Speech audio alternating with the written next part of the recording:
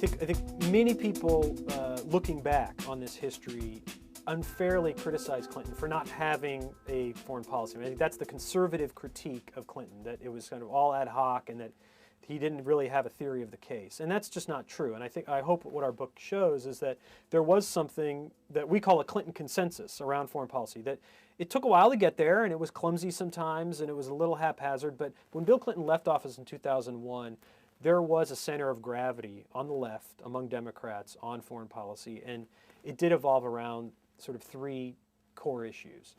First was this idea of democracy promotion, and Bill Clinton campaigned for president in 1992, arguing that the U.S. That the U.S. needed to do more to promote democracy around the world. That in fact, our victory in the Cold War was nothing more than an affirmation of the importance of promoting democracy around the world, and that we shouldn't be shy about it.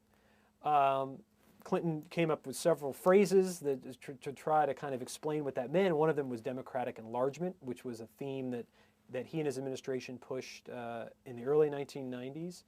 And of course, by the end of his term in office, they created something called the Community of Democracies, which was an attempt to kind of sort of institutionalize a partnership globally among democracies. In addition to the idea of promoting democracy, Clinton had the other sort of second anchor was his approach to globalization. Clinton campaigned for president in 1992 and consistently as president pushed for trade agreements. This was very controversial within the Democratic Party and on the left, and it was something that he pushed these agreements at some political risk to himself and some political cost to himself, I think.